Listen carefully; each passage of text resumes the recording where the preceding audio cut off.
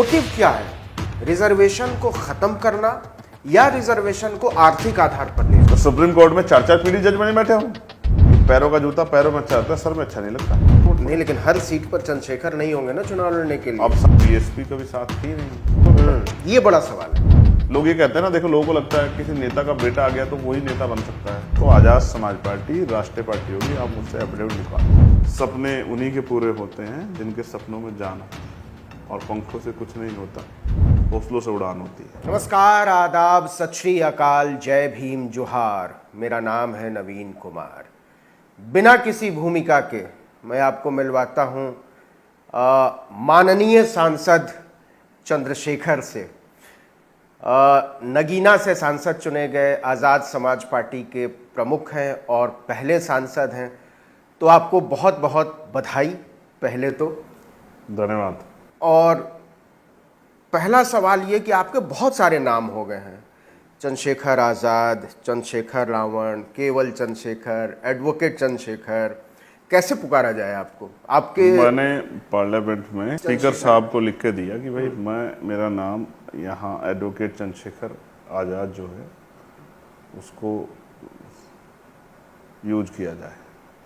तो एक दिन तो अध्यक्ष जी कंफ्यूज हो गए, वो किसी बीच में सवाल के साथ चर्चा में तो आइटम नंबर चंद्रशेखर आज़ाद कह दिया, तो फिर बाद में उस बात को वो करके फिर खुद कहा कि एडवोकेट चंद्रशेखर आज़ाद।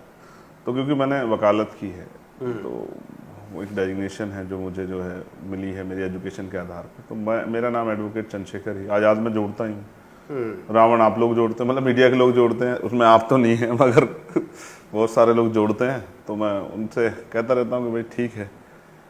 तो वो उनकी इच्छा है और मैं अपनी इच्छा पूरी करता हूँ। मेरे दिल में बहुत कुछ चल रहा है, मेरे दिमाग में बहुत कुछ चल रहा है, आंदोलन के रूप में बहुत कुछ चल रहा है, क्योंकि देश में बहुत कुछ घट रहा है। तो मेरा ध्यान नाम पे नहीं काम पे है।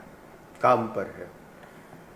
तो मैंने देखा बाहर बहुत भीड़ थी आपसे मिलने जुलने आने वालों की। आमतौर पर जहां आप ठहरे हुए हैं ये दिल्ली का वेस्टर्न कोर्ट है, जहां पहली बार चुनकर आने वाले सांसद ठहराए जाते हैं और बाद में धीरे धीरे उनको स्थायी आवास आवंटित किया जाता है पूरे 5 साल के लिए। तो ये मिलने जुलने के कार्यक्रम के बीच आप माननीय हो गए हैं। पहले आप एक एक्टिविस्ट थे, जुझारू योद्धा की तरह लोगों के बीच रहते थे। अब आपको बहुत सारा समय बंद कमरे में भी बिताना पड़ेगा। लोगों की उम्मीदें बढ़ी हैं, सवाल बढ़े हैं, बहुत सारी लड़ाइयाँ नई छिड़ गई हैं देश में। ये माननीय कहलाना कैसा लग रहा है? इसको एंजॉय कर रहे हैं? देखो, एंजॉय तो मैं संघर्ष को भी करता हूँ। मैंने जेल को एंजॉय किया, मैंने जेल से अलग जितने भी आंदोलन हुए सबको एंजॉय किया। आप देखो, जहाँ लोग जेल से उम्मीद करते हैं कि भाई वो जल्दी बाहर निकल जाए, मैं वहाँ खूब मैंने किताबें पढ़ी। मुझसे जेल अधीक्षक परेशान हो गए कि भाई इतनी किताबें क्यों पढ़ते हो। एक बार तो मेरे आज भी याद है, 2 अप्रैल 2018 का संघर्ष हुआ था, तो मैं उसके बाद भूख हड़ताल पे चला गया गांधीवादी तरीके से कि भाई देखो इसमें भी कुछ दम है या नहीं है।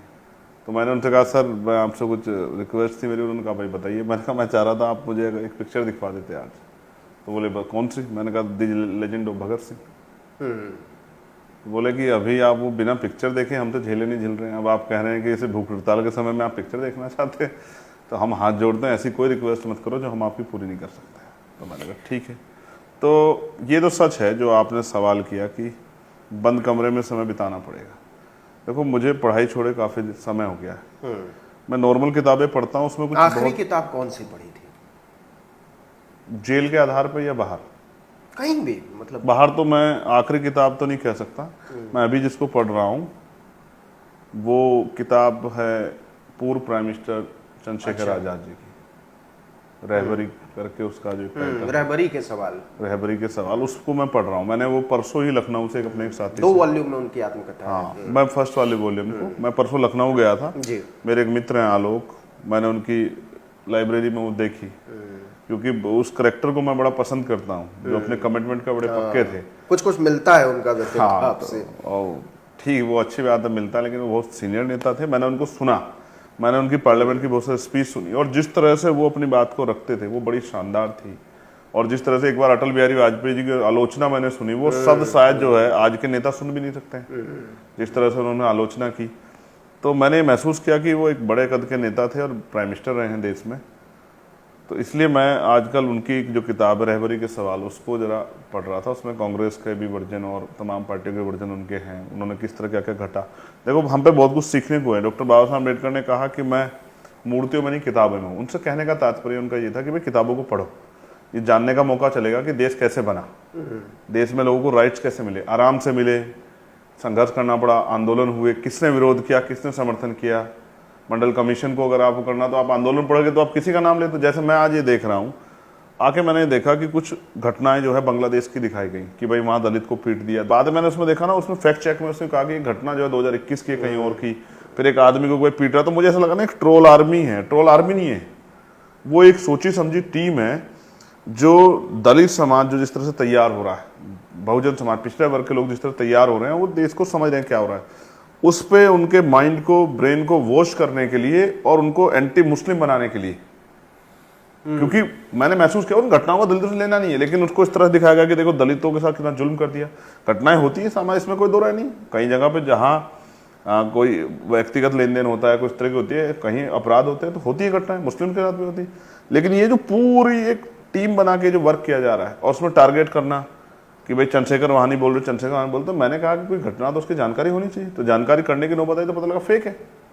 तो मुझे समझ आया कि एक नैरेटिव गढ़ा जा रहा है इंटरनल, और उस नैरेटिव का विषय ये है कि बड़े लंबे समय बाद स्पेशली दलित और मुस्लिम्स में अब एक अंदर ये भावना पैदा हुई है कि हम लोग संगठित होकर कोई लड़ाई लड़ सकते हैं। कोई ऐसा आदमी है जिसके साथ रह के हम लोग, जो हमारी बात करेगा, इनकी बात करेगा, जो पिछड़ों की बात करेगा, आदिवासियों की बात करेगा, किसानों की बात करेगा, तो हम उसके साथ खड़े हो सकते हैं। ये जो एक मेजोरिटी बन रही है, उस मेजोरिटी को तोड़ने के लिए कई तरीके से प्रयास हो रहे हैं। आप जहां से चुनकर आए हैं, अब जब पीछे पलट कर देखते हैं तो एक तरफ इंडिया गठबंधन, ठीक है, दूसरी तरफ भारतीय जनता पार्टी, एक तरफ बहुजन समाज पार्टी, तो किसी समय आपको ऐसा लगा था कि आपका चुनाव फंस गया है, आप निकल नहीं पाएंगे? नहीं, ये मुझे लग सकता था अगर मैंने धरातल पे काम नहीं किया होता। पिछले 1.5 साल से जिस तरह से भीम आर्मी आज़ाद समाज पार्टी की टीम ने वहाँ दिन रात मेहनत की है, अमीन भाई आप कभी जाते वहाँ तो आप ये महसूस करते, कोई दीवार ऐसी नहीं थी जिसपे हमारे वर्करों ने अपने हाथ से आज़ाद समाज पार्टी काशीराम और हमारा चुनाव चिन्ह लिखा। लोकसभा प्रत्याशी जब 1.5 साल पहले लोग 2022 के हारून के घर पे बैठ गए, तब वो लोग अपने काम पे लगे थे। हमने एक लक्ष्य बनाया था, तो हमें ये था कि इनके उससे क्या होता, हमें आसान हो जाता और हम बाकी सीटों पर जाके इनकी मदद कर देते। लेकिन जब इन्होंने साथ छोड़ दिया तो फिर हमें थोड़ा सा ज्यादा अपने आप को प्रिपेयर करना पड़ा कि हमें अब किस तरह से लोगों को किन्होंने साथ छोड़ दिया? इंडिया अलायंस ने, बीएसपी ने? बीएसपी कभी साथ थी नहीं। बीएसपी के साथ जाने का कितना प्रयास किया, बीएसपी के साथ होते तो फिर दल ही नहीं बनाने की जरूरत पड़ती। लेकिन फिर जब बीएसपी ने किनारा कर लिया तो फिर दल बना के साबित करना था कि हम करके दिखा सकते हैं। लोग ये कहते हैं ना, देखो लोगों को लगता है किसी नेता का बेटा आ गया तो वही नेता बन सकता है, किसी नेता का पोता आ गया वही नेता, किसी बेटी आ गई या परिवार को याद, इनमें क्योंकि ये उस परिवार साइड में राजनीतिक गुण ज़्यादा है। तो हम जो नए लोग हैं, जैसे मैं प्राइमरी स्कूल के मास्टर का बेटा हूँ, तो मुझे कोई क्या देखेगा कि भाई ये प्राइमरी स्कूल के मास्टर का बेटा जाएगा तो सरकारी नौकरी में चल जाएगा। लेकिन हमें साबित करना था कि हम एक पढ़े लिखे व्यक्ति हैं, वकील हैं, सामाजिक काम कर गए हैं, लोगों की जन भावनाओं को समझते हैं, किस तरह राजनीति होती है, किस तरह लोगों को जोड़ा जाता है, ये कर सकते हैं। आपका इशारा आकाश आनंद की तरफ है क्या? नहीं, छोटे भाई है मेरे। आपको लगता है कि ये उम्मीद जगी है साधारण लोगों में, पिछड़े लोगों में, दलितों में, कि वो संसद विधानसभा पहुंच सकते हैं एक सीधे साधारण रास्ते से भी? यस, मैं उदाहरण उसका बैठा हूँ। वो जिनको भी जो भी संघर्ष कर रहे हैं वो मुझसे प्रेरणा लें कि किस तरह से जो है एक आम आदमी भी संगठन के साथ खड़े होकर लोगों की मदद लेके और अपने विषय के आधार पर, धर्म के आधार पर नहीं, अपने विषय के आधार पर पॉलिटिक्स करके आगे आ सकता है। चंद्रशेखर, कुछ लोग ये कहते हैं कि हालांकि आप बहुत पुरजोरी से चुनाव लड़े, लेकिन इंडिया गठबंधन के बहुत सारे लोगों ने और ख़ासकर मुसलमान बिरादरी के लोगों ने आपको भीतर ही भीतर बड़ी मदद की। ये बात सच है क्या? देखिए, जो पार्टी से हमारे जुड़े हुए हैं मुस्लिम साथी, और बदले में आपने भी उनको मदद की? नहीं, वो लोग, उन्होंने अपना दायित्व निभाया पार्टी के जिम्मेदारियों के साथ, और फिर शेड्यूल कास्ट पूरा हमारे साथ सिक्के बंद होकर खड़ा हुआ, सुई के नाके से निकला। गांव में शेड्यूल कास्ट के लोग रहते हैं, किसान जातियाँ रहती हैं, जब आपस में एक दूसरे, गांव की राजनीति अलग है, वो एक दूसरे को देखते हैं कि ये किधर जा रहे हैं। तो जब हमने गठजोड़ बनाया और हमने जनता के सामने रखी कि अगर आप भाजपा को हराना भी चाहते हैं तो आप ये देखो कौन हरा सकता है। तो जब लोगों ने गांव में देखा कि शेड्यूल कास्ट, किसान जातियाँ सब लोग इकट्ठे, मुस्लिम सब लोग इकट्ठे हैं, तो सब लोगों ने इस बात को और मजबूत कर लिया कि चंद्रशेखर जीत सकते हैं। हाँ कि हालांकि इंडिया अलायंस ने बहुत प्रयास किया कि हमें हराने के लिए एडी चोटी का जोड़ लगाया, लेकिन जनता हमारे साथ थी। और मैं फिर आपसे कह रहा हूँ, कोई ऐसी जाति नहीं जिसका वोट हमें वहाँ ना मिला। बड़े पैमाने पर दलित समाज का, मुस्लिम समाज का, जाट समाज का, गुजर समाज का, पाल, प्रजापति, सैनी, कश्यप, मौर्य, तमाम जातियाँ, वाल्मीकि समाज का बहुत वोट मिला। सवर्णों का नहीं मिला? नहीं मिला, त्यागियों का वोट मिला, अच्छा, बनिया समाज के लोगों का वोट मिला, चौहान समाज के लोगों का वोट मिला। जिन जातियों को जो है हम ये सोचते थे वोट नहीं, उन्होंने वोट किया। झूठ बोलना मेरी आदत नहीं कि मैं कह दूं नहीं। तो अब आप भी A to Z की पॉलिटिक्स करेंगे? देखो फिर मैं कह रहा हूँ, ये मेरा विषय है। जिन लोगों ने मुझे वोट दिया, कभी उनके सम्मान में कमी नहीं आएगी, कभी उनके मुद्दों की लड़ने की। जैसे हमारे एक चौहान साथी थे जिन्होंने मेरे साथ खूब मदद की, और उन्होंने मुझसे कहा कि साहब हमारे एक विषय है। हमने कहा आप छोड़ दो हमारे ऊपर, ये हमारा काम है, आपने हमें वोट की ताकत दी है तो हमारी जिम्मेदारी है, हमारा कर्तव्य है कि हम आपकी समस्या के लिए लड़ें। तो हम लड़ाई लड़ रहे हैं जनता के हितों की। जनता में जो भी शोषित पीड़ित है हम सबके साथ खड़े हैं। लेकिन मैंने कहा कुछ पार्टी के अलग विषय हैं, उसके लिए पार्टी अपनी आइडियोलॉजिकल वो है और पार्टी की पॉलिसी है, उस पर हम लोग अपना काम कर रहे हैं। बहुत बड़ा हंगामा खड़ा हो गया है इस देश में। बंटवारा, दलितों और आदिवासियों के बीच पहली बार बंटवारे की बात आई है और वो कानूनी तौर पर आई है। अब वो संवैधानिक है, बांटा जा सकता है। बिहार में प्रयोग हो चुका है, दलित, महादलित, पिछड़ा, अति पिछड़ा की पॉलिटिक्स। क्या राय रखते हैं आप, ये सही है, गलत है?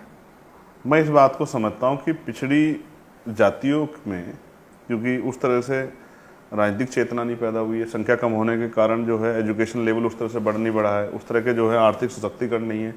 तो ये बात बिल्कुल सच है कि उनके बहुत सारे लोग इस ओपन फील्ड में नहीं है।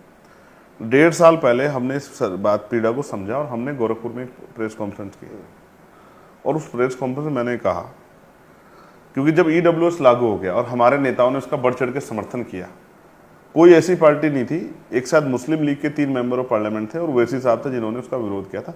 बाकी सभी पार्टियों ने उसका समर्थन किया कि भाई EWS लागू होना चाहिए। और EWS किन परिस्थितियों में लागू हुआ कि जब सरकार के पास कोई आंकड़े नहीं थे, तब उन्होंने 10% आर्थिक आधार पर आरक्षण स्वर्ण जाति के लोगों को दे दिया। तब स्टालिन की पार्टी ने भी विरोध किया। अच्छी बात। तब हमने तय किया कि जब अब आरक्षण की सीमा बढ़ाई जा रही है तो हमारे उन वर्गों को लाभ क्यों ना मिले जो लोग हाशिए पर रह गए, जिनको अवसर नहीं मिला। तब हमने एक पीसी की और हमने अपना रुख स्पष्ट किया कि शेड्यूल कास्ट की 66 जातियां उत्तर प्रदेश में दिखती हैं, बाकी नहीं दिखती है। तो इन जातियों को सरकार इनके लिए अच्छे प्रोग्राम चलाए और अलग से 5% आरक्षण की व्यवस्था कराए। उस 5% आरक्षण में इनको अवसर दे जिससे कि ये मुख्य धारा में आके जुड़े, इनका डीएम भी बने, इनका एसडीएम भी बने, इनका आईएएस भी बने, आईपीएस भी बने, इनका वकील जज भी बने, इनको मौका मिले। उसी तरह से जो अति पिछड़ी जाति है, जिनको मौका नहीं मिला, जिनकी संख्या बहुत कम है, गिनतियों में नहीं आती, जिनको कोई लोग और इग्नोर कर देते हैं, देखना नहीं चाहते, लेकिन हमें उनकी फिक्र है। तो हमने कहा कि 27% तो मिला हुआ है, जैसे दलितों को 15% मिला हुआ, तो हमने कहा 5% और दो। जब आपने 10% आर्थिक आधार पर दे दिया स्वर्ण जातियों को, जिनका प्रतिनिधित्व भी खूब है, तो आप इनको भी दो, स्पेशल प्रोविजन इनके लिए करो। इसी तरह 27% आपने दे दिया। स्पेशल प्रोविजन अति दलित के लिए करो या दलित के लिए? दलित, उन दलितों के लिए। अति दलित आप समझो ना, दलित एक परिवार, ठीक है, वो सामाजिक उसका जो आधार है, उसके साथ जो जुल्म होता है वो उसकी जाति के आधार पे होता है। ठीक है, सहमत। कि शहीद आजम भगत सिंह ने अपनी किताब में लिखा कि अगर प्राण दंड यानी कि फांसी की सजा देने वाले जज के ऑर्डर से उसका मोटिव हटा दिया जाए तो उसमें हत्यारे में कोई फर्क नहीं कि उसने प्राणदंड क्यों दिया, क्योंकि जान तो जा रही है, हत्या तो हो रही है, जान तो जाएगी, मर्डर तो हो रहा है। इसलिए अगर जजों के मोटिव को हमने ध्यान में रखा तो फिर हमें लगेगा कि कुछ अच्छा हुआ है। देखो मैं तो मोटिव पर शक है आपको? बिल्कुल शक है। 75 साल में आपने कास्ट एट्रोसिटी की इतने बड़े पैमाने पर होती है, पुलिस है, आर्मी है, सैनिक बल है, तमाम एजेंसी है, कभी आपने संज्ञान नहीं लिया? मैं आपको उदाहरण, लक्ष्मणपुर बात है, अब आप माननीय सांसद हैं। नहीं, कोई फर्क नहीं पड़ता है, पार्लियामेंट से बड़ा कोई नहीं है। अब अच्छी तरह समझ लो, हम वकील भी। सुप्रीम कोर्ट के एक जज ने उसको डिनाई भी किया नहीं किया है, किया नहीं किया किया है। तो जब वो सहमत नहीं तो हमसे कोई क्या कर देगा, हमें चढ़ा दो फांसी। जब अपने लोगों के हितों की बात आएगी, डॉक्टर अंबेडकर के चेले हैं सब, पूरी जी जान लगा के लड़ेंगे। मैं आपको याद दिलाता हूं लक्ष्मणपुर बातें, बिहार की जो घटना है, 50 लोगों की जान गई थी, ऑनरेबल डिस्ट्रिक्ट कोर्ट ने सजा कर दी उम्र कैद की और हाई कोर्ट ने बरी कर दिया। तो सुप्रीम कोर्ट कहां मर गया था? क्यों सुप्रीम कोर्ट ने संज्ञान नहीं लिया? 50 लोगों की जान गई थी। ये हम इनके सियारों के रंग हम जानते हैं।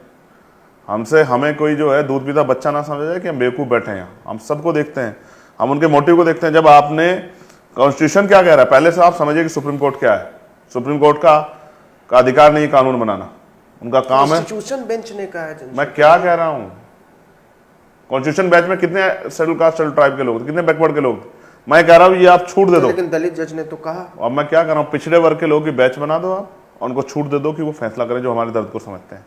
शेड्यूल कास्ट के जजों की आप बैच बना दो, वो फैसला करें। अगर वो हमारे दर्द को समझते हैं तो उनको हम फैसला करने छूट देते हैं। और आप आदिवासी जजों की बना नहीं सकते आप, क्योंकि है ही नहीं। और अगर आपको ये कहेगा मुझसे कि भाई ये शेड्यूल कास्ट के लोग ही बना दी तो अपने लोगों के हितों की वो कर सकते हैं, तो फिर हम क्यों नहीं पूछें कि जब ईडब्ल्यूएस पे सारे अपर कास्ट के जज बैठे थे उन्होंने अपने लोगों का बचाव क्यों नहीं किया, उन्होंने उनके संरक्षण का ख्याल क्यों नहीं रखा? तो सवाल तो आप पे भी आएगा। जब आप एक उंगली किसी की तरफ करोगे तो 4 उंगली आपकी तरफ भी आएंगे। सरकार को समझना पड़ेगा और सुप्रीम कोर्ट को भी समझना पड़ेगा। और मोटिव क्या हम बताते हैं, जब भी चाहे बैकवर्ड के क्रिमिलेयर की बात आई तो शेड्यूल कास्ट का जबरदस्ती घुसा दिया। अब शेड्यूल कास्ट की बात आई थी, शेड्यूल ट्राइब का जबरदस्ती घुसा दिया। ये जातिगत आरक्षण पार्ट नहीं था, ये जातिगत आरक्षण तो खत्म करने की तैयारी।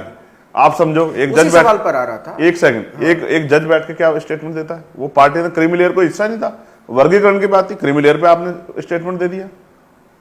फिर आपने स्टेटमेंट दिया जिसका एक बार बच्चे को मिलकर उसको ना मिले। तो सुप्रीम कोर्ट में 4-4 पीढ़ी जज बने बैठे हो और यहां कह रहे हो कि जिसको एक बार मिलकर ना मिले। और जो इनमें लड़ने वाले सक्षम लोग तैयार हो गए, जिनके बच्चे आज फाइट कर सकते हैं, उनको निकाल दो। देखो मैं फिर आपको कहूंगा, आपको याद है रिजर्वेशन इन प्रमोशन खत्म किया था और फिर सुप्रीम कोर्ट में जब केस आया उनको स्टे के लिए कहा, उन्होंने कहा पहले डिमोशन करो यूपी में पुराने पदों पर। हाँ, पहले डिमोशन किया गया, नहीं सुना हमें भी किसी कीमत पे। ईडब्ल्यूएस की फाइल बहुत दिन तक पड़ी रही। और फिर जब ऑर्डर, क्योंकि जब तथ्य पे बात आएगी, आर्टिकल 16(4) ए और बी में आपको राइट है मिलने का, तो आपने ऑर्डर दिया। और साथ साथ क्या लाइन खींची कि स्टेट गवर्नमेंट चाहे दे सकती है। अब स्टेट गवर्नमेंट है बीजेपी की, नहीं दिया उन्होंने। और कितने कर्मचारी हैं जिनको फायदा नहीं मिला? रोस्टर होता तो हमारे लोग जो हैं की पोस्ट पे आते। कितने हमारे लोग जो हैं डीजीपी नहीं बन पाए, कितने हमारे लोग प्रमुख सचिव नहीं बन पाए। आपने निकाल के बाहर फेंक दिए। सरकारें अवसर नहीं देती। अगर सरकार की नीयत पे आप छोड़ोगे तो सरकार तो अपना हित देख के करेगी। सुप्रीम कोर्ट गाइडलाइन बनाता, सुप्रीम कोर्ट चर्चा करता। तो मैं फिर कह रहा हूं, माननीय जजों का मैं सम्मान करता हूं, माननीय सर्वोच्च न्यायालय का मैं बड़ा सम्मान करता हूं, लेकिन अगर सर्वोच्च न्यायालय से फैसले हमारे लोगों के गले काटने के आएंगे तो फिर एज ए लीडर हम अपने लोगों का गला नहीं कटने देंगे। चंद्रशेखर, आपने मोटिव की बात की है। यस, मोटिव क्या है? रिजर्वेशन को खत्म करना या रिजर्वेशन को आर्थिक आधार पर ले जाना? कास्ट बेस्ड रिजर्वेशन को खत्म करके इकोनॉमिक बेस पर रिजर्वेशन, जो आरएसएस बहुत लंबे समय से कहता है, ईडब्ल्यूएस को एक्सटेंड करना। यस, वो करना है। और मैं आपसे पूछ रहा हूं, जब आप इतना फायदा चाहते हो, इतना सोचते हैं, तो आपने ईडब्ल्यूएस में क्यों सोचा? उसकी सीमा 8 लाख क्यों किया आपने? मैं मानता कि आप उसकी ईडब्ल्यू आर्थिक आधार पर आरक्षण की सीमा 3 लाख रखते हैं, जो स्वर्ण जाति के गरीब लोगों को मौका मिलता। 8 लाख में तो आपने बहुत सारे लोगों को मौका दे दिया। सच ये है, भारत की व्यवस्था अभी सिस्टम की ऐसी है कि जो अगर आर्थिक आधार पे आप करोगे तो सबसे अमीर आदमी सबसे गरीब सर्टिफिकेट बनाएगा। जैसे एक आईएएस अभी जो है जिनको निकाला गया, अब उनका देखिए वो सब कुछ ठीक होते, वो विकलांग का सर्टिफिकेट लेके जो है आईएएस बन गई है। बहुत सारे मामले गुजरात में इंक्वायरी चल रही है। और बहुत सारे ऐसे लोग हैं अपर कास्ट के जिन्होंने शेड्यूल कास्ट शेड्यूल ट्राइब का सर्टिफिकेट बना के नौकरी कर ली है। आपको क्या लगता है कि जो सुप्रीम कोर्ट का ये फैसला है और जो ऑब्जर्वेशन है क्रीमी लेयर को लेकर, वो इंडिपेंडेंट है या सरकार की पॉलिसी से मेल खाता है? जो मौजूदा सरकार है, भाजपा आरएसएस की पॉलिसी जो है, उसको एक्सटेंड करने की कोई कोशिश? देखिए, ऐसा मैं पहले इस बात को कह चुका। पहले तो मैं अपने लोगों को ये कहना चाहता हूँ, मैं नहीं चाहता कि हमारे लोगों में किसी भी तरह की जो है विरोधाभास हो या किसी भी तरह का उनमें जो है आपसी मनमुटाव। इसलिए मैं चाहता हूं कि उनको नीयत को भी समझना चाहिए। और जिस तरह से एनएफएस बड़े पैमाने पे हुआ है और एनएफएस पे सुप्रीम कोर्ट हाई कोर्ट चुप्पी थाम के बैठे हैं, चाहे वो इलाहाबाद का हो, जैसे एसजीपीजीआई का जो है लखनऊ का हो या किसी और उसका हो, तो उस पर भी उनको ध्यान रखना चाहिए।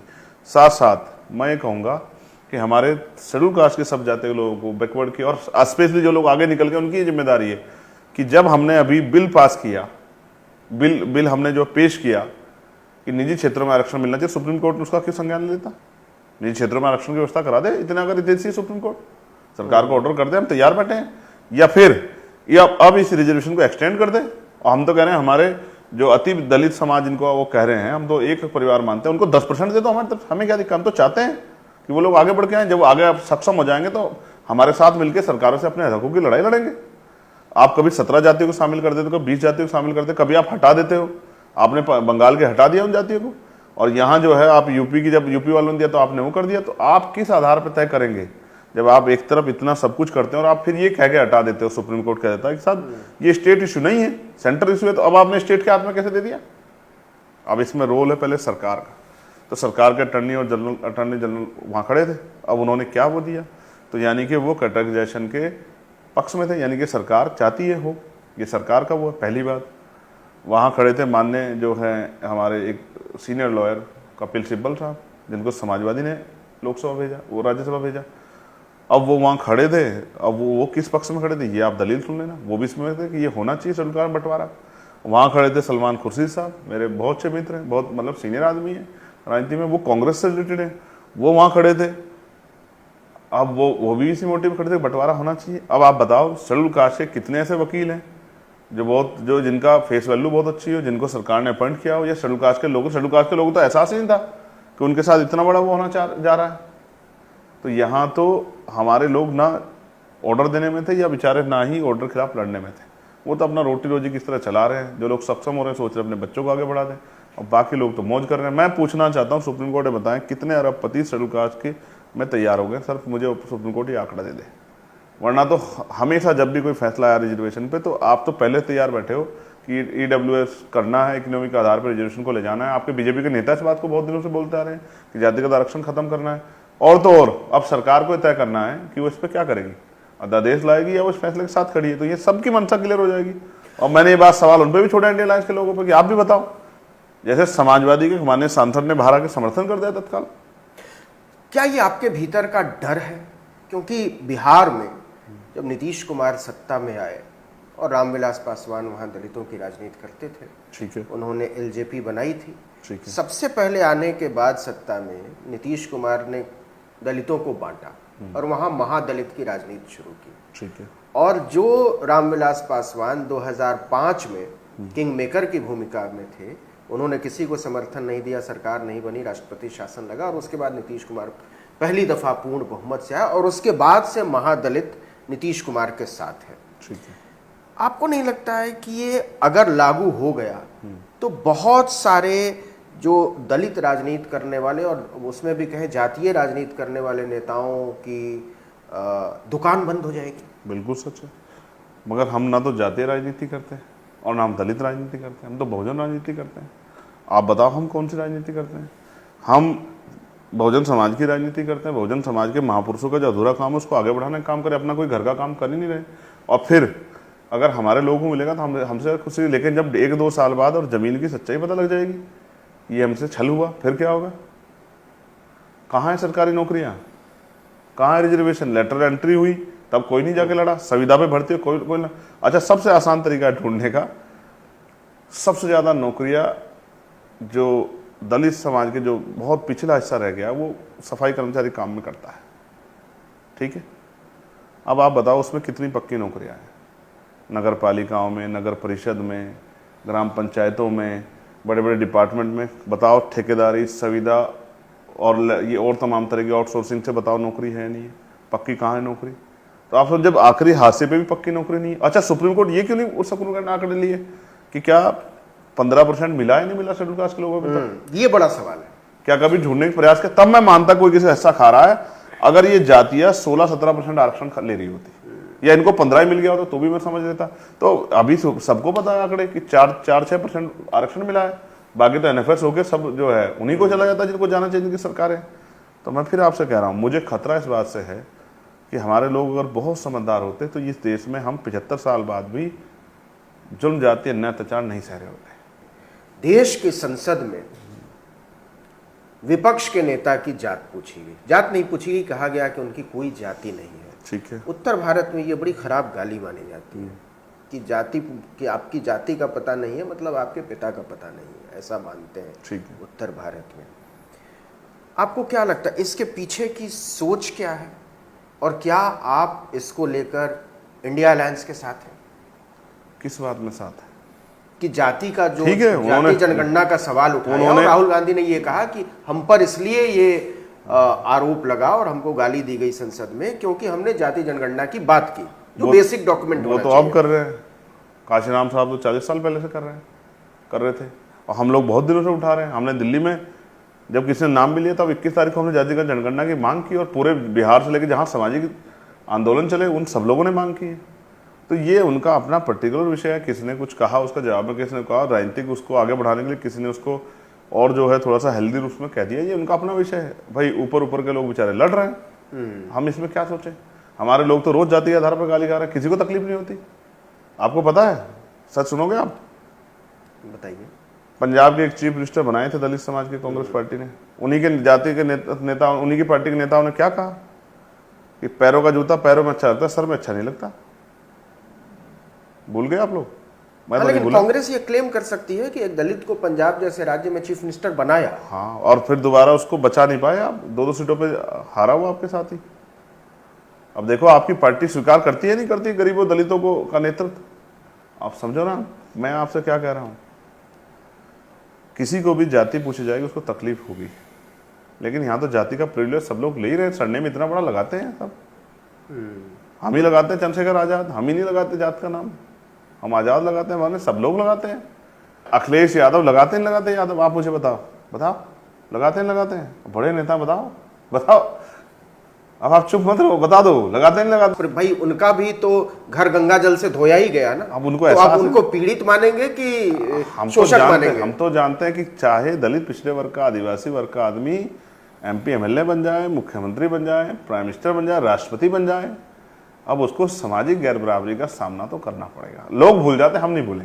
राष्ट्रपति बनो आप तो आपको मंदिर में नहीं घुसने दिया जाएगा, राष्ट्रपति बनो आपको जो है राम मंदिर के उद्घाटन में आपको नहीं बुलाया जाएगा। और फिर मैं आपसे कह रहा हूँ, हम बहुत कुछ जानते हैं जो हम लोग कहते भी रहते हैं, लेकिन अब फिर लोग ये कहते रहते हैं कि जात का रोना रहता है, तो इसलिए हम जात पे बात ही नहीं करते हैं।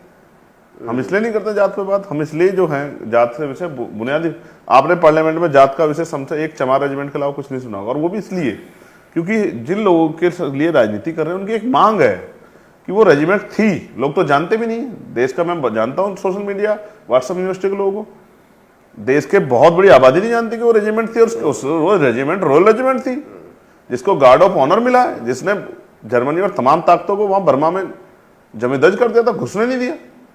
तो अगर मैं कह रहा हूं कि उनके रेजिमेंट को बहाल कर दो तो मैं किसी जाति के खिलाफ थोड़ा ही। मैं तो कह रहा हूं गुजर रेजिमेंट बना दो। सुनो, गुजर रेजिमेंट बना दो, उनकी मांग है, वो मेरे पास आए, भैया हमारे रेजिमेंट के लिए आवाज उठाओ, हम चाहते हैं हम देश सेवा करें।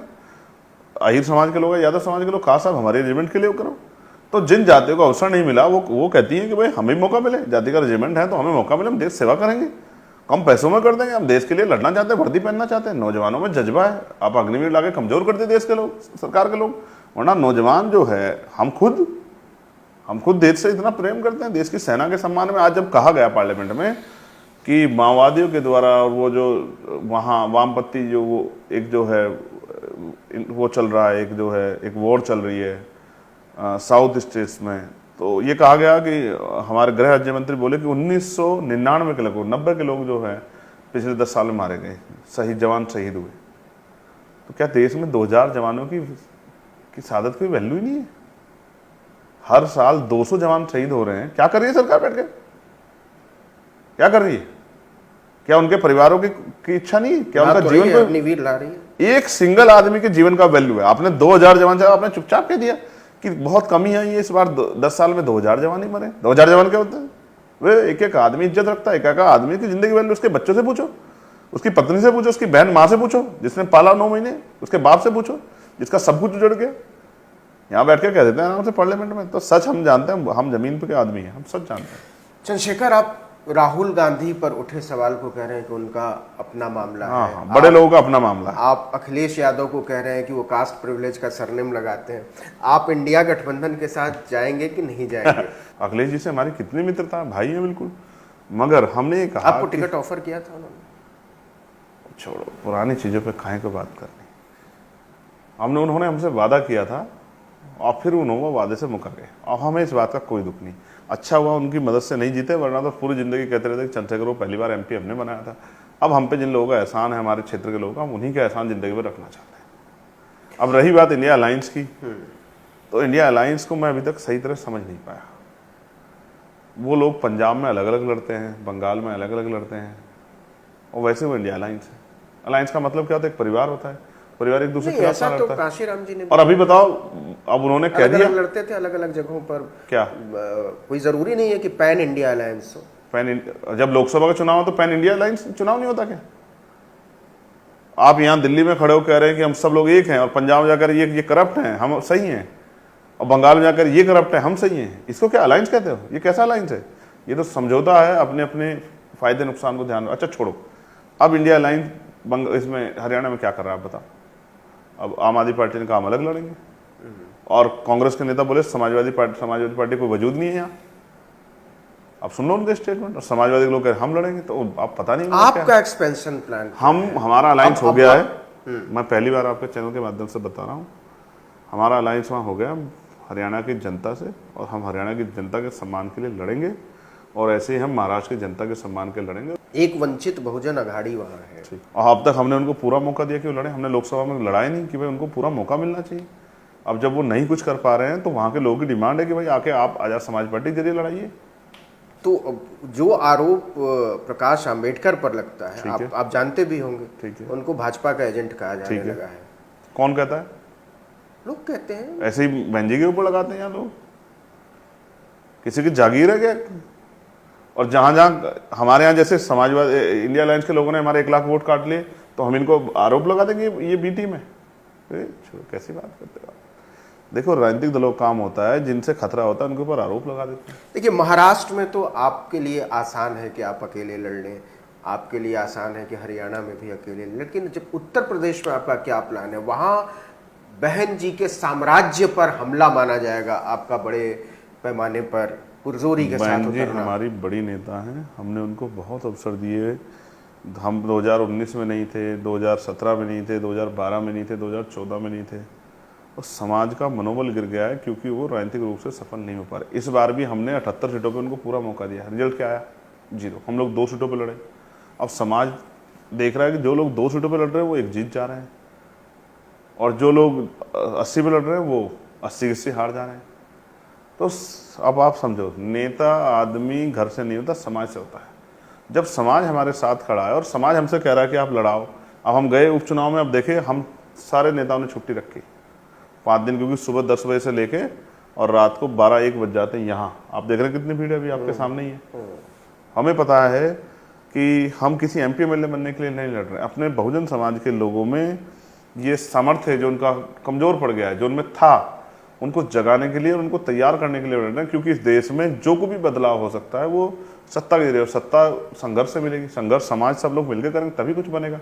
तो उस समाज को जगाने के लिए हम लोग निकले हैं और अपना काम जिम्मेदार से कर रहे हैं, और भाईचारा बना रहे हैं बहुजन समाज में। आप कह रहे हैं भाईचारा बना रहे हैं, बहन जी कहती हैं आप भाईचारा तोड़ रहे हैं, किसको लोग मानेंगे? नहीं, हमसे नहीं कहती, आपसे कहती होंगी। हमसे तो नहीं कहा कभी भाईचारा तोड़ रहे हैं। हमसे तो हमें आशीर्वाद देती है हमेशा। देखो, आपको नोटिस में ले रहे हैं तो आशीर्वाद ही तो है। तो ये बड़ा अच्छा उदाहरण पारिवारिक युद्ध है कि आप उत्तर प्रदेश में अपने अस्तित्व और बढ़ोतरी के लिए लड़ रहे हैं। बहन जी कह रही हैं कि असली वाले हम हैं अम्बेडकर। अपने नहीं मतलब आजाद समाज अपने का उदाहरण बताता हूँ। अपने की अगर इच्छा होती तो बहुत सारे लोग बिना मेंबर ऑफ पार्लियामेंट बने मिनिस्टर बन गए। हम वजूद रखते हैं उत्तर प्रदेश में भी और देश में भी। अब मिनिस्टर बनना होता, कोई सुख सुविधा चाहिए होती तो बहुत दिन पहले जो है पार्टी वार्टी भी नहीं बनाते। दल इसलिए बना, विचारधारा जिंदा रहे, महापुरुषों का सपना ना रुके, ठीक है। और अगर अपने लिए कोई चाहत होती तो बहुत सारे ऊपर थे मंत्री बनने के, सबको लात मार दी। इसलिए लात मारी क्योंकि महापुरुषों का सपना आगे बढ़ाना है और समाज के लिए लड़ रहे हैं। मेरा अपना क्या है? मैं तो चर्चल गोली खा के बैठा हूँ, इतने मुकदमे मेरे ऊपर। हम बाबा साहब लड़े, अपने लिए लड़े क्या? काशीराम साहब अपने लिए लड़ेगा, हम सब लोग जो मिशन महापुरुषों के मिशन को आगे बढ़ाने का काम करें, अपने लिए क्या लड़ रहे हैं? मैं रात को 2-2 बजे तक यहाँ किसके लिए जाग रहा हूँ? अपने लिए। तो अब ये बताइए कि यूपी के चुनाव में मान्यवर काशीराम की बड़ी तस्वीर आपके स्टेज पर होगी कि बीएसपी के स्टेज पर होगी? हम तस्वीरों की राजनीति करते ही नहीं। नहीं, लेकिन टकराव तो होगा, आप राजनीति करें या कभी ना भी करें, इसको कभी कौन भी नहीं हो मानेगा? सकता है, कभी भी नहीं हम नहीं टकराएंगे ना। ताली एक हाथ से नहीं बजती, दोनों हाथ से बजती। वो कुछ भी गाली देते रहे हमें, कितना बुरा भला कहते रहे, हमें कोई जरूरत ही नहीं है उनको वो करने। हमने सभी कार्यकर्ताओं से कहा लेकिन कि वो भी हमारे, उतना ही है ना चंद्रशेखर जी, आप समझो ना, वो कंफ्यूज नहीं होगा? अब उनका तो गिर रहा है, हमारा तो बढ़ रहा है। लोग विचार को वोट देते हैं, पॉलिसी को वोट देते हैं। अब हर सीट पे मोदी जी थोड़े लड़ते हैं, लेकिन लोगों की जो भावना जुड़ती हैं वो विचारधारा जुड़ती है। दुनिया में एक सिद्धांत है कि व्यक्ति राज नहीं करता, विचार राज करता है। जो अपने विचार से ज्यादा लोगों को जोड़ लेता है वही लोग सत्ता में, क्योंकि संख्या आधारित है। तो हम उस विचारधारा को लेके जा रहे हैं। अभी जब हम जमीन पर उतरेंगे, आप देख लेना समाज की तरफ खड़ा है। चंद्रशेखर, कोई भी पार्टी को आइडियोलॉग्स बड़ा बनाते हैं, उनके आसपास चिंतकों की फौज होती है। कोई भी अगर पार्टी बड़ी बनी है तो विचारधारात्मक तौर पर मजबूत लोग सहमत उसके साथ जुड़ते हैं। आपकी पार्टी के साथ आने वाले दिनों में कौन कौन लोग जुड़ेंगे, कुछ तस्वीर साफ कर सकते हैं? ये तो मेरे पास नहीं है ना, तो मैं कोई वो हूँ भविष्य बताने वाला, और ना ही मैं जो भविष्यवाणियाँ करता हूँ। मैं अपना काम कर रहा हूँ। मैंने बाहर भीड़ देखी। आजाद समाज पार्टी का एक प्लेटफार्म है, बहुजन हिताय बहुजन सुखाय के सिद्धांत वही है। सवाल पूछ रहा था कि जो बाहर बहुत सारे लोग मिलने आते हैं, तो वो उनमें से बहुत सारे लोगों को ये उम्मीद रहती होगी कि अब आप टिकट देंगे और वो चुनाव लड़ेंगे। हम टिकट देते नहीं, हमारे यहाँ कमेटी टिकट देने के लिए। हमारे यहाँ हरियाणा के में टिकट की जो है वर्किंग में प्रोसेस चल रहा है। मैं आपको फिर कह रहा हूँ, आज़ाद समाज पार्टी में डेमोक्रेसी है। इसका उदाहरण मैं आपको बताता हूँ।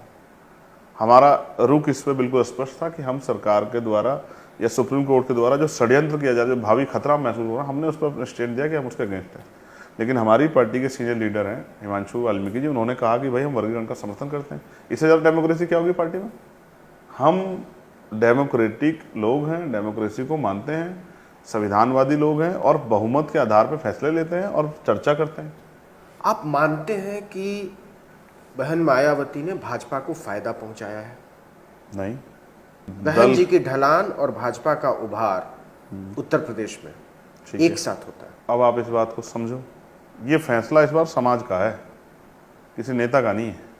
ये चुनाव इस बार इस चुनाव के नहीं, इसके पहले वाले चुनाव, ये इसके चुनाव पहले वाले नहीं, चुनाव। ये चुनाव देश की जनता ने लड़ा है, किसी विपक्ष और पार्टी नहीं लड़ा है। और जनता ने जनमत के आधार पर वोट दिया है। भाजपा के जो हवाई दावे थे, भाजपा के नेताओं ने जो कहा संविधान खत्म कर देंगे, भाजपा के नेताओं ने कहा हम इसको हिंदू राष्ट्र बना देंगे, भाजपा के नेताओं ने जो बड़बोलापन किया। अब मैं पूछ रहा हूं आपसे, भाजपा को वोट परसेंटेज 400 लगातार पार गिरता क्यों चला चाहिए? गया है, उसको कैसे खारिज करेंगे? एक 22% से 9% को आप कैसे डिफाइन करेंगे? किसी का ढलान और उभार उसके काम के आधार पर होता है। ऐसे तो 2014 में 0 सीट आई, 2019 में 10 सीटें आ गई, ऐसे कैसे कह दोगे आप? और मैं फिर कह रहा हूँ, आप मुझसे उम्मीद करोगे मैं बहन जी को बुरा भला कहूँ, ये तो संभव है ही नहीं। मैं क्यों कहूँ? मैं तो कांग्रेस के लोगों को बुरा भला नहीं कह रहा हूँ। जिनके राज में राजस्थान में इतना नुकसान हुआ, हमारे लोग मारे गए, मैं उनको बुरा भला नहीं कह रहा हूँ। सबसे ज़्यादा नुकसान हमें हमारे कर्मचारियों को समाज सरकार में, मैं उनको बुरा भला नहीं कह रहा हूँ। मेरा काम है अपने लोगों को जागरूक करना, बाकी समझदार फैसले उनको लेना है। यही आरोप आप पर लगते हैं कि आप सारे दरवाजे खुले रखना चाहते हैं। आप कांग्रेस को भी बुरा भला नहीं कहेंगे, आप भाजपा को भी बुरा भला नहीं कहेंगे, आप बहन जी को नहीं, भाजपा क्यों नहीं कह रहा हूँ। अब भाजपा का दरवाजा मैंने बंद कर दिया तो भी आप मेरे ऊपर आरोप लगाए, या कोई लोग, मैं किसी का ठेकेदार थोड़ा ही हूँ। मैं अपना काम ईमानदार से कर रहा हूँ, मुझे संतुष्टि होनी चाहिए कि मैं अपने काम के प्रति ईमानदार, और जिन लोगों के साथ कर रहा हूँ उनको भी संतुष्टि होनी चाहिए। बाकी लोग क्या सोचते हैं, क्या फर्क पड़ता है? आपने कल पार्लियामेंट में एक मेंबर ऑफ पार्लियामेंट ने गाना गा दिया, हम कई लोग बड़े हंसे कि भाई ठीक है। तो उसी गाने को मैं आपको दोहराता हूँ कि कुछ तो लोग कहेंगे, लोगों का काम है कहना, छोड़ो बेकार की बातों को, मैं कहीं बीत ना जाए रहना। तो हमें अपना काम करना है। अगर हम सारी एनर्जी लोगों को सुनने में लगाएंगे तो हमारा काम कौन करेगा? क्या कोई हमारे महान पुरुषों के सपनों को पूरा करने का काम कर रहा है क्या, जो हम चैन से बैठे किसी और पे ध्यान दें? उत्तर प्रदेश के आने वाले चुनाव में कितने सीटों पर आप लड़ेंगे? स्टेट की टीम जितनी सीटों पर लड़ना चाहे, एक पर लड़ना चाहे एक पर मेहनत करेंगे, 403 पर लड़ेगी 403 में मेहनत करेंगे। ये पार्टी का फैसला है। मैं कौन था मैं कोई डिक्टेटर हूँ क्या कि मैं कह दूँ कि ऐसा करेंगे? ये मेरा फैसला नहीं है, ये पार्टी का फैसला है। जिस पार्टी का एक चेहरा होता है वो अंत में डिक्टेटरशिप है उसी तरफ बढ़ती हुई नजर आने लगती है कि उसी का फैसला, उसी का चेहरा देख के, उसी की बात, उसी के नारे सब। देखो ये मैं इस बात से सहमत हूँ, लेकिन मान्यवर काशीराम साहब अपनी पार्टी में इकलौते चेहरे थे और कोई चेहरा नहीं था, लेकिन उन्होंने समय आने पे अपनी पावर्स को सब लोगों में बांटा। अब सवाल ये है कि क्योंकि ये काम बहुत महत्वपूर्ण है, आप जिसको जिम्मेदारी दे रहे हैं, जिसको आगे बढ़ा रहे हैं, वो कल कोई गलती ना कर दे, उसका पार्टी के ऊपर कोई आरोप ना लगे, जब तक जो है स्थिरता ना आ जाए। ये राजनीतिक व्यवस्था ये सफ़ेद दामन जैसी है, इस पे एक भी दाग काले रंग का दिखाई देगा। तो इसको अगर आप डिक्टेटरशिप कहना चाहते हैं तो आप कह लें। अब मैंने यही आपको स्पष्ट कर दिया कि हमारे यहाँ डेमोक्रेसी है। मैंने 2 उदाहरण दिए, एक हिमांशु जी का और दूसरा उदाहरण ये जो मैंने आपसे कहा कि मैंने 27 के लिए अभी आपसे नहीं कहा कि हम क्या करेंगे, इसलिए नहीं कहा क्योंकि इस पर स्टेट से कोई बात ही नहीं हुई है, वो फैसला स्टेट का है। तो यही इससे आप इसको किसी को डरने की जरूरत नहीं। जब अभी इतनी डेमोक्रेसी है तो कल क्या हो जाएगा। मीडिया पूरे तरीके से एक समाजवादी अप्रोच के साथ चलता है, ठीक है, और उसको दलित, पिछड़े, आदिवासी नेता न दिखाई देते हैं, न सुनाई देते हैं, न उनका काम उनकी समझ में आता है। ठीक है। कैसे आप अपने काम को आगे ले जाएंगे, क्योंकि ये बात आज की, कल क्या होगा मैं नहीं बताता, लेकिन आज की तारीख में ये तय है कि आपकी जरा सी भी गलती होगी, ठीक है, तो आप पर बहुत बड़े आरोप लगेंगे। हेमंत सोरेन का उदाहरण है, झारखंड में लालू यादव की पूरी राजनीति खत्म कर दी गई। कैसे आरोप देखते तो हैं? नवीन भाई ये नहीं, मैं मीडिया की बात कर रहा हाँ, हूं। ये उनके हाथ में है आरोप लगाना। आरोप तो इस बंद कमरे में बैठे हम क्या कर रहे हैं, इस बात पे बाहर खड़ा हुआ आदमी आरोप लगा सकता है। आरोप तो लग सकते हैं, लेकिन आरोप के पीछे सच्चाई भी होनी जरूरी है। और मैं किसी चीज़ को काउंटर नहीं करना चाहता, जनता के सब सामने है। तो और भी हम कई माध्यम से प्रयास कर रहे हैं, कुछ ऐसे लोग जो आर्थिक रूप से सक्षम हो और वो हमें, चाहे वो कोई पत्रिका निकाल के, चाहे वो कोई पेपर निकाल के, हमने सारी प्रिपरेशन की है। जैसे योग्य व्यक्ति और उससे संबंधित व्यक्ति मिल जाएगा, तत्काल हम लोग उसको स्टार्ट कर देंगे। हमने पूरा रोड मैप बनाया हर चीज़ के लिए। अब तो हम बढ़ाएंगे ही, चाहे हमें अपनी सैलरी से उधर पैसा खर्च करना पड़े, हम किसी भी कीमत पे इस काम को रुकने देंगे। जिस अपने बलबूते मूवमेंट चलाने के लिए जिस चीज़ की जरूरत पड़ेगी, चाहे वो मीडिया हो, चाहे वो ऑफिस हो या कोई और चीज़ हो, उन सब की व्यवस्था हम लोग, चाहे वो छोटी हो लेकिन करेंगे जरूर। हम किसी के ऊपर निर्भर नहीं रहेंगे कि हमारे पास कोई अपने हिसाब से जो हमारी बात को कह दे। हम अपनी चाहे पार्लियामेंट की सब चीज़ों का हम संग्रह करेंगे और उसको जो हमने कहा और जो हम सोचते हैं उसी को हम अपने जो है प्रिंट मीडिया के जरिए छपवा के, चाहे वो मैंने आपको कहा अखबार के रूप में हो, चाहे साप्ताहिक हो, चाहे पाक्षिक हो या मंथली हो या पत्रिका हो, उसके जरिए हम लोगों तक पहुंचाएंगे। चाहे हमें पंपलेट बनाने पड़े, सब चीज़ों के लिए हम लोग प्रिपेयर हैं। एक आखिरी सवाल, 5 साल में आप अपने आप को और अपनी पार्टी को भारतीय राजनीति में कहाँ देखते हैं? अगर 5 साल में मेंबर ऑफ पार्लियामेंट रहा, एक बात, 5 साल अगर मैं जीवित रहा, दूसरी बात, और 5 साल इस देश में डेमोक्रेसी रही, तीसरी बात, तो आज़ाद समाज पार्टी राष्ट्रीय पार्टी होगी। आप मुझसे एफिडेविट लिखवा लो। और भारत की राजनीति में उसका इतना वजन होगा कि वो जिसको चाहेगी वो प्राइम मिनिस्टर बना देगी। कहते हैं कि सपने देखो तो सपने सच भी होते हैं, लेकिन चंद्रशेखर एक बहुत बड़ा सपना देख रहे हैं, और अब आज की तारीख में तो ये असंभव जैसा ही लगता है। लेकिन असंभव सपने भी संभव होते हैं अगर उनको सच करने का दमखम हो, वो कन्विक्शन हो, वो सोच हो, समझ हो, और साथ जुड़ने वाले लोग हों। तो चंद्रशेखर, आपको बहुत बहुत शुभकामनाएं आने वाले दिनों के लिए, और इस विश्वास के साथ कि आप जिस राजनीति को लेकर चले हैं, आपकी भाषा, आपकी सोच, आपकी समझ, उसी के साथ आगे चलेंगे और समझौता परस्ती में अपनी राजनीति को कहीं किनारे नहीं समझौते करेंगे। तो यहाँ बहुत सारे दल करते हैं, हम लोग अंदर ही बैठते हैं। बाहर ऐसा व्यवहार करते हैं जैसे एक दूसरे के गले काट देंगे, अंदर ऐसे भाइयों की तरह मिलते हैं सब लोग एक दूसरे से। कहीं कहीं तो वो दल जो एक दूसरे के घुर विरोधी हैं, वो एक नए लोगों को रोकने के लिए कहीं ना कहीं जगह एकजुट भी हो जाते हैं। मैं बहुत कुछ देख चुका हूँ और बहुत कुछ देख रहा हूँ। मगर मैं आपसे ये कहूँगा, सपने उन्हीं के पूरे होते हैं जिनके सपनों में जान होती है, और पंखों से कुछ नहीं होता, हौसलों से उड़ान होती है। हमने जान दांव पे लगाई है 3 बार, 3 बार मौत को बड़े करीब से देखा है। मैंने कहा ना कि 10 साल जिया, तो वो करके दिखाने की इच्छा मेरे मन में है, जिससे देश में खुशहाली आएगी, लोग चेहरों पे हंसी आएगी, गरीब को भी इज्जत सम्मान की ज़िंदगी मिलेगी। तो एहसास होता है कि गरीबों की ज़िंदगी में कुछ रखा नहीं है, सब कुछ यहाँ जो बना है वो सब अमीरों के लिए है। इस अमीरों के लिए बने हुए तंत्र में गरीबों का भी हिस्सा हो, इसीलिए संघर्ष कर रहे हैं। एक सवाल बीच में रह गया था, आपने कहा था कि जेल में आप गांधीवादी तरीके से भूख हड़ताल पर बैठे थे। जो आपका वोट बैंक है, जो आपके साथी और समर्थक हैं, उनमें इस बात को लेकर बहुत नाराज़गी हो, क्योंकि गांधी और अंबेडकर साहब के टकराव को बहुत भुनाया जाता है। देखिए, गांधी जी का मैं सम्मान करता हूँ, उन्होंने अपने तरीके से जो करना चाहते थे किया। बाबा साहब अम्बेडकर हमारे लिए आदर्श हैं, उन्होंने जो, उनके लिए शब्द नहीं है मेरे पास, उन्होंने जो किया वो किया। क्योंकि अब इस देश में जो आइडियोलॉजिकल जो सत्ता है वो आइडियोलॉजिकल गांधी के अगेंस्ट है। तो जब मैं उसको देखता हूँ तो मुझे एहसास होता है कि अब गांधी के मूल्यों का कोई मतलब नहीं बचा है देश में। अब तो लोग गांधी जी को पूजते हैं और गांधी जी के हत्यारों को पूजते हैं। तो मेरा आपसे कहना ये है कि उन्होंने जो किया उसके आधार पर उनका सम्मान मेरे दिल में है और हमेशा रहेगा। लेकिन राजनीति अब हम लोग कर रहे हैं तो हम राजनीति मुद्दों आधारित कर रहे हैं, और मैं अपने लोगों को भी समझाऊंगा, किसी को जो उस समय के परिस्थितियाँ थी उस आधार पर उन्होंने फैसले लिए, लेकिन वो एक दूसरे के पीछे लट लेके नहीं घूम रहे थे। वैचारिक लड़ाई थी, वैचारिक लड़ाई उन्होंने लड़ी है। ऐसा नहीं कि कभी वो एक दूसरे के पीछे जो है को बुरा भला पकड़े हो। बाबा साहब अम्बेडकर ने अपने विचार रखे उनके प्रति, और कई हद तक जो है हम बाबा साहब अम्बेडकर के बहुत सारे विचारों से असहमति नहीं जाहिर कर सकते हैं अलग तौर पे, और हम तो उनके सब विचारों के समर्थक हैं। तो फिर मैं आपसे कहूँगा, समय परिस्थितियों के हिसाब से आज देखिए, जो बात काशीराम साहब कहते हैं आज वही, तब कांग्रेस के लोग तो मजाक बनाए, अभी इंडिया लाइन के सब लोग वही बात बोले, संविधान बचाओ, दलित पिछड़ों को हिस्सेदारी दो, इनको ये नहीं मिल रहा, उनको वो नहीं मिल रहा। तो इसका मतलब क्या माना जाए?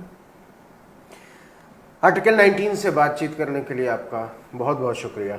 देश में आर्टिकल 19 के राइट्स जो हैं लोगों तक को मिलते रहें, इसीलिए संघर्ष कर रहे हैं।